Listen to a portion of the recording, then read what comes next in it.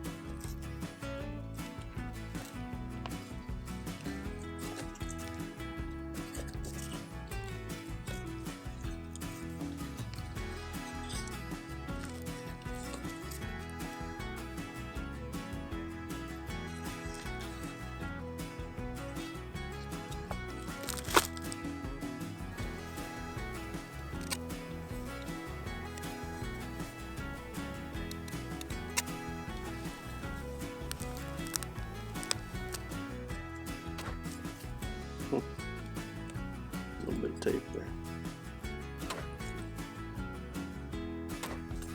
Wow, choked up.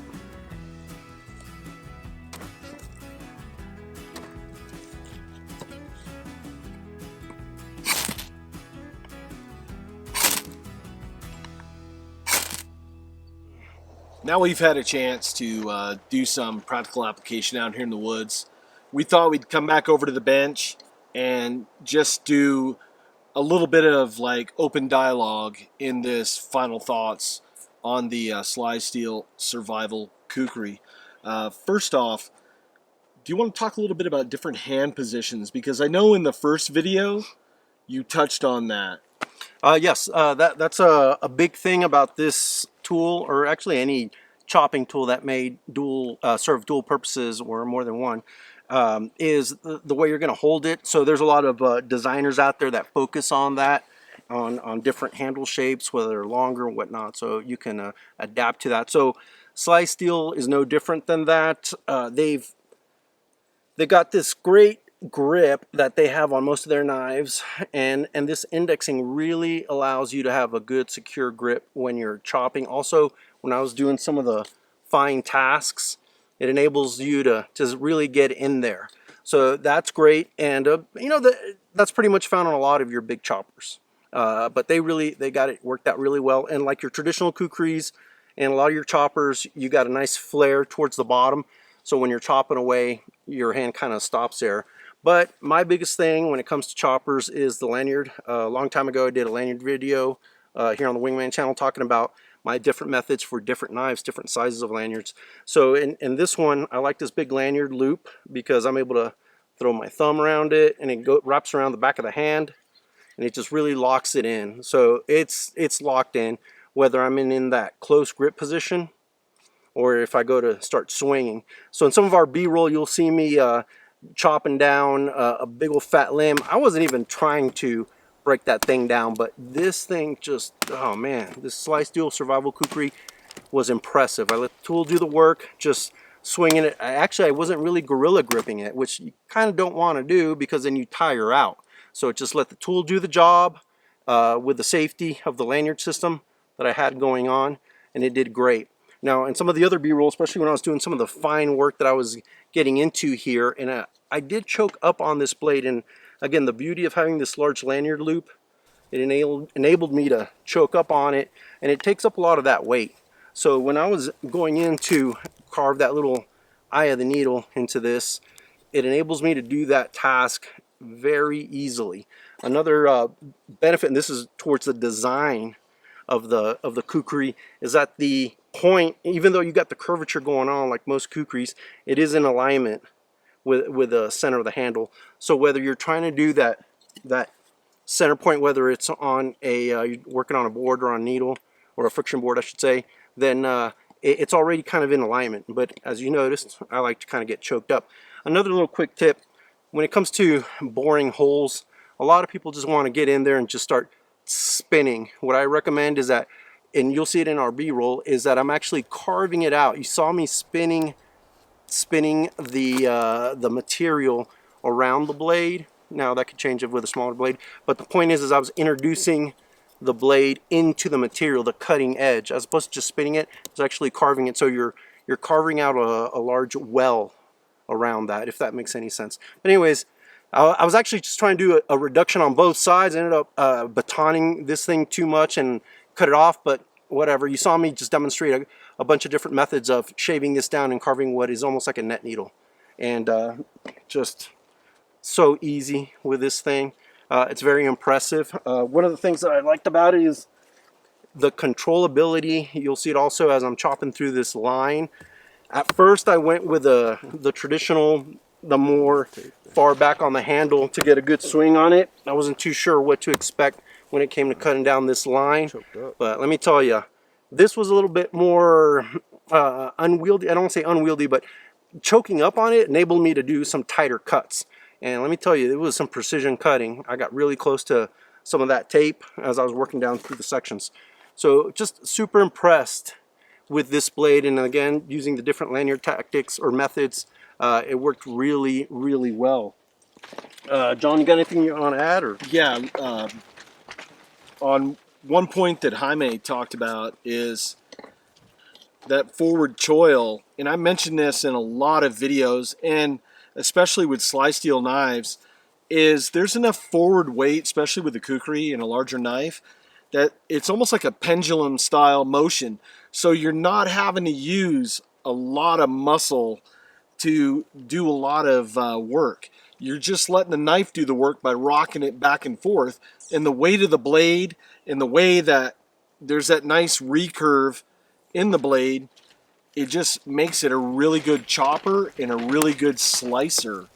I found over the years of using these style of knives. Now, one thing that I really like about SLYSTEEL knives, one, they're using 3/16 of an inch 1095. I think that's the perfect combo for this style of blade, but also differential heat treat. And you're probably asking yourself, John, what is differential heat treat? Well, when you're heating a knife, you want to put your hardness where the cutting edge is. And you want to have a little bit of flex in the body of the blade. That way, that knife doesn't just snap and shear off. So you have your heat treat where your cutting edge is. You're going to hold the edge. You have a little bit of flex along the spine of the knife, and it makes for a great combo. And SLYSTEEL just has that down pat. Another thing, not to take anything away from Jaime said, is I really like the handles. I like the way that they're profiled and they're chamfered, and it works really, really good in the hand.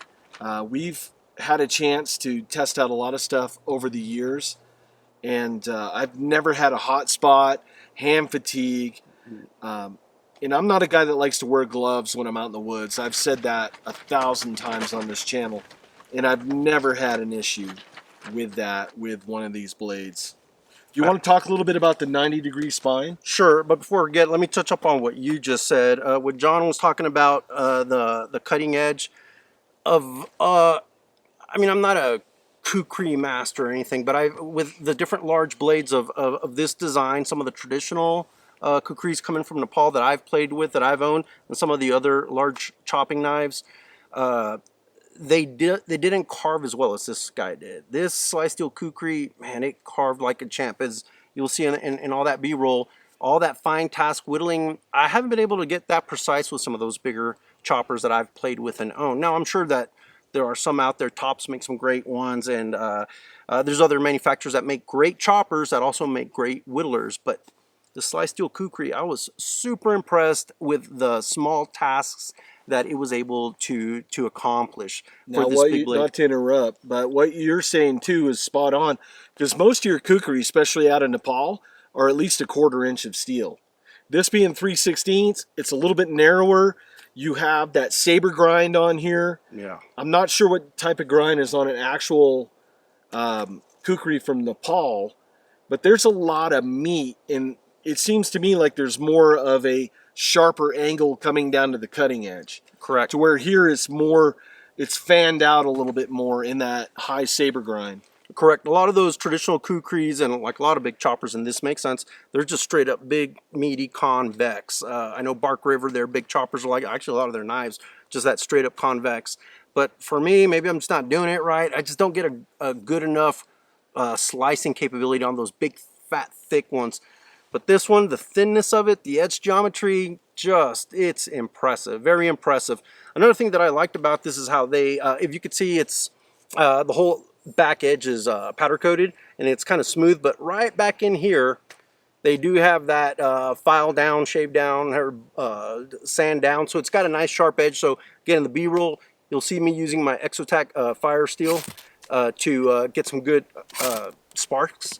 But it also, I'm sure, if you need to use it kind of like a draw knife once again, but just for that edge, just to get some good scrapes, that's going to do it. That's going to be nice and sharp to be able to do that. I mean, just putting my finger there, it's got a good edge on that. So and that's very new impressive. for SLYSTEEL, and that's because of viewers like you responding in comments to videos like this that has brought changes to the product. So, you know, your voice is heard and your ideas are heard. So make sure to have dialogue. This is a two-way communication and community. So if you see something that they might be able to improve upon that's constructive, leave it in the comments below.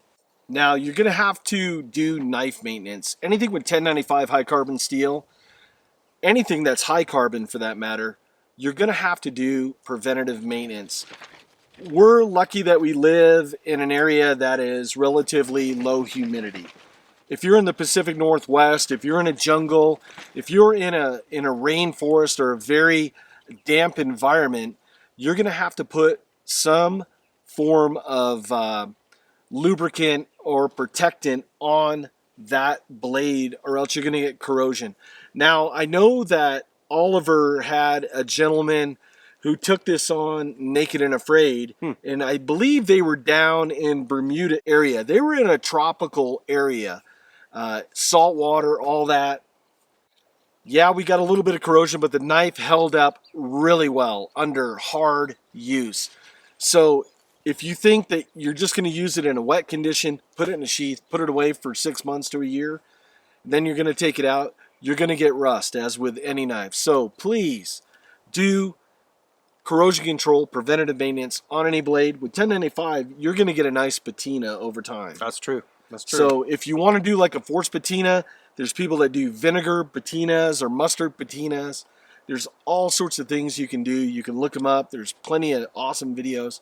But just know that you're going to get a nice, just almost like a copper colored patina over time on this blade. Yeah, when you're chopping through all the different types of wood material, that also that leaves those stains on there. And just as I chop through that, I don't, is it Manila hemp rope, whatever this rope? I mean, just doing that, that's going to leave stains. So those stains will also kind of create a certain patina. So pick your product of choice and store it with it. And speaking of storing the blade, so SLYSTEEL, they do provide 2 different sheath options.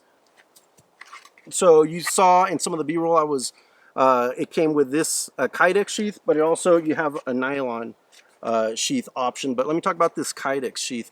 I really liked it. One of the things that is nice about it, this snap, you got to make sure that you pop it off from this direction, from the blade side, as opposed to the handle side. Even when you snap it shut, I'm popping it, if this makes sense, from handle to blade in that seesaw manner. Try and do it the other way, handle to blade, it's not coming out. And that's done purposefully just to give you one more way of safety retention, so this doesn't go popping off out in the bush. So pops off this way, not the other way, and I can't even close it again from blade to handle. It won't. Got to do it the other way. So I like that feature. I like that feature because it's only one way on, one way off. It does come with a nice little tech lock on here for you. So just put it in, adjust the spacers however you want. Now, for me personally, some of my big choppers, or one of the big choppers that I like, I do have a custom-made chest rig from Doug Wilson of Yellow Hawk Customs Outdoors. He makes Kydex sheaths, so he's my go-to guy. But any Kydex sheath that has enough lashing points and rivets, you can have it customized, and we'll probably put a little bit of B-roll showing that, demoing that. So that's something that I would like. And I believe, what was that gentleman, the survivalist from back in the 80s? I forgot his name. I think he was credited for being one of those people that was rocking the Ron Hood. Ron Hood. There you go. So I believe Ron Hood is one of those people that would carry his large blade strapped to his chest, which I kind of like, because either keep it on your pack, but if you lose your pack, there goes that blade. I kind of like having it here if I'm walking around, because it's not slapping around on the belt, and it's easy to get to. But that's just me, and maybe we could dive down that rabbit hole on another topic. But this Kydex sheath is great, and their nylon sheath, talking about on a backpack rig, well, there you go. You got plenty of MOLLE. It's got a nice plastic insert. Drop it in there, and plenty of ways to keep it retained. So personally, probably just carrying that, put it on your pack. That way you got that big chopping tool kind of out of the way, and when you get to camp, that's when you deploy it. So both of these options, just depends on your flavor and on your taste on what you want. So really good options in maintaining and taking care of it. Keep it in there. So really good. One other point before we wrap up this video is you'll notice the hole that is in the knife. Now, you can use that at extracting a projectile out of a bullet. And mostly, like, I believe up to 30 cal, you could do that with that. Now, I've done that on a couple other videos. I know the Tops Tahoma has that hole as well, and I've illustrated that in there. And with the price of ammo, I'm not going to do that right now. But in a survival situation, you could put that 223, 556, probably even up to a 7.62 in there. Take that projectile out. You have the gunpowder. Now you're using your combustion device. Boom. And hopefully you can do a self-rescue, keep yourself warm with that. Also has bow drill divots. I'm not a big bushcrafter. I don't proclaim to be. Therefore, I don't usually illustrate that in a video. But for guys out there and gals that like doing that sort of stuff, you have that option. Anything else you want to add real quick? I'm very impressed with this. In recent years, I've kind of just shied away from large cutting blades just because I'd rather use my hatchet. I got my little Estwing, or I got the Condor Greenland pattern axe. I'd just rather roll with that. I don't dislike large blades, but when it comes to edge maintenance and the sharpening and all that, just kind of I've gotten a little lazy maybe. I still have a soft spot in my heart for the big blades. You know, trace that origin all the way back to the First Blood, you know, the original Rambo movie. Those big blades that totally changed the knife industry. It really changed my perception of this style of blade, the Kukris. I've always liked them, and there's this romance, especially the traditional Kukris, but that's some big steel. That's a big hunk of steel. But the SLYSTEEL Survival Kukri, and it made me kind of fall in love with the whole Kukri thing once again. So great job over there at SLYSTEEL. Great job, Mr. Hanna. So what I'll do is I'll leave links to our previous review, and then I think I have a video on how you carried it like Baldric style. Not the SLYSTEEL, but a big country knife. The big country. And then yeah, if we can get a couple photos of Jaime maybe playing around with this blade, we'll cut this in this video. But folks, we want to thank you so much for your time. We really appreciate you watching, and we don't take you for granted. We appreciate every view, every like, every comment. And with that, I want to thank Jaime for helping me out on this video. And we'll see you on the next one, folks. Take care.